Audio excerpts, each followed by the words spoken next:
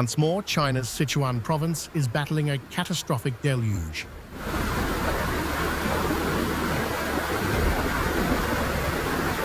In recent days, the region has been overwhelmed by incessant and punishing downpours, unleashing one of the most destructive flood events in living memory.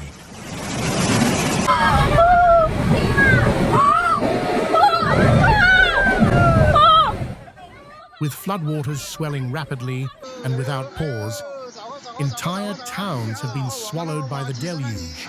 Critical infrastructure has been torn to pieces, and more than 10,000 residents have been forced to abandon their homes in a desperate flight for survival.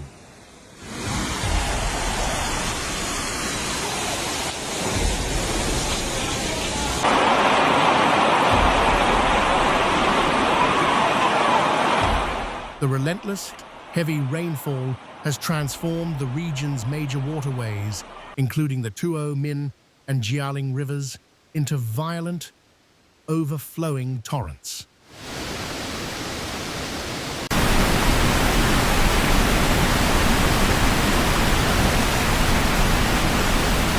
In several areas, water levels have surged far beyond established danger points, shattering previous historical records.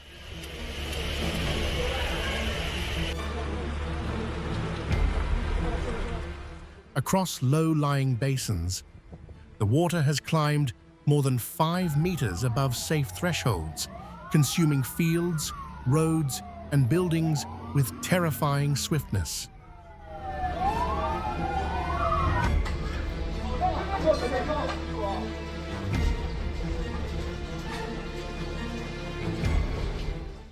Simultaneously, in the mountainous regions, the torrential rain has cascaded down unstable slopes, feeding the floods below and triggering multiple devastating mudslides that have completely cut off entire communities from access to aid and escape routes.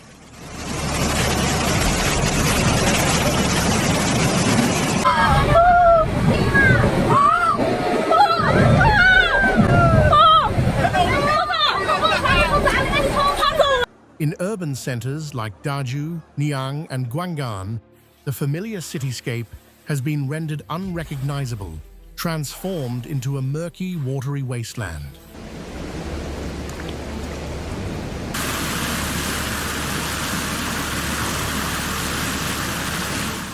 Streets have completely vanished beneath currents that are more than waist-deep, turning avenues into canals.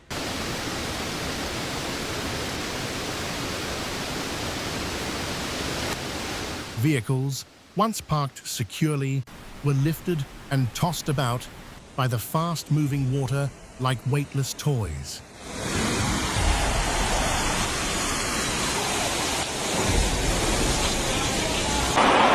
Bustling marketplaces, the heart of local commerce, simply disappeared under the brown, churning flood.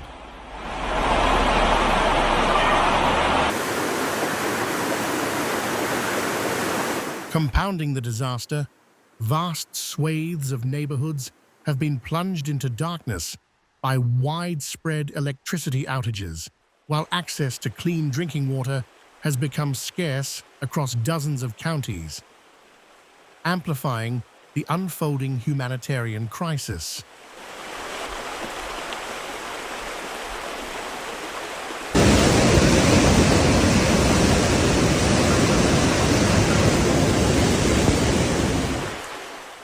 The damage is visible at every level. Makeshift emergency shelters, often set up in schools and gymnasiums, are stretched to their breaking point as they struggle to accommodate the influx of families who have lost everything. Especially.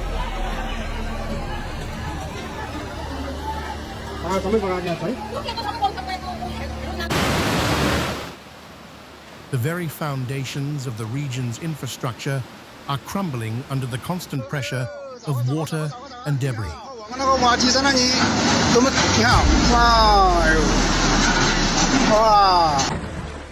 Major roads have buckled and collapsed, and vital bridges that once served as lifelines for remote villages have either been completely washed away or deemed too unstable to cross.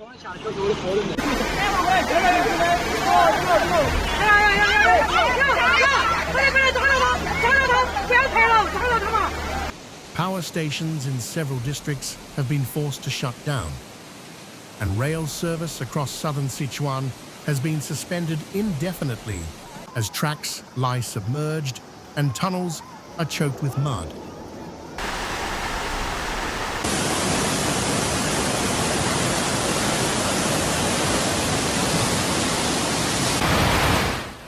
The agricultural sector, the lifeblood of the local economy and food supply, is in absolute ruin.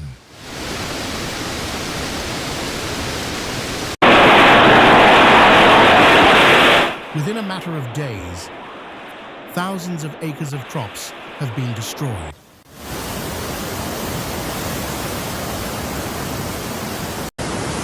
Rice paddies, corn farms, and vegetable plots now resemble vast, shallow lakes, with only the tops of the plants visible above the murky water.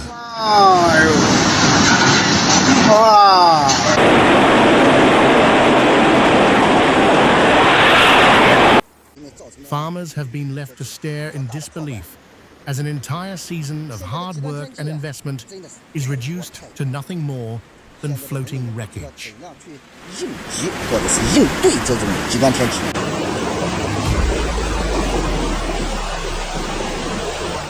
Beyond the physical destruction, the psychological toll is immense.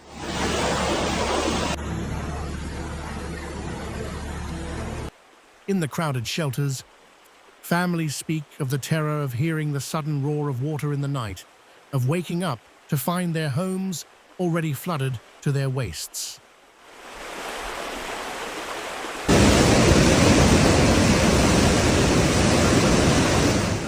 Elderly residents, many of whom have never witnessed such conditions in their lifetime, are visibly shaken, clutching the few belongings they were able to carry.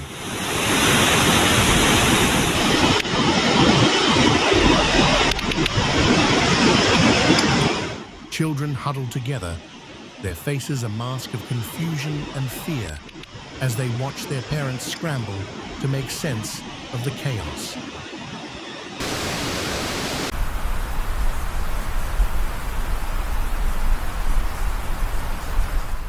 The provincial government has launched a Level 1 emergency response, the highest possible, deploying thousands of personnel from the army, fire departments, and specialized rescue units.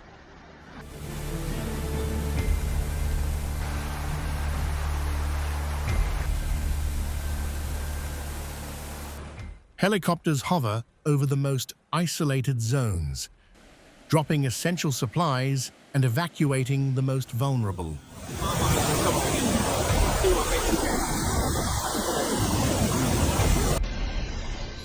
Boats now navigate submerged city streets, collecting stranded residents from rooftops and upper-story windows.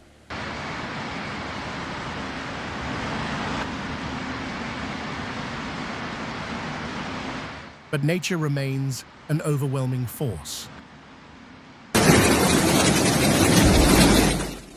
As rainfall shows no sign of letting up, the struggle for Sichuan is far from over, far from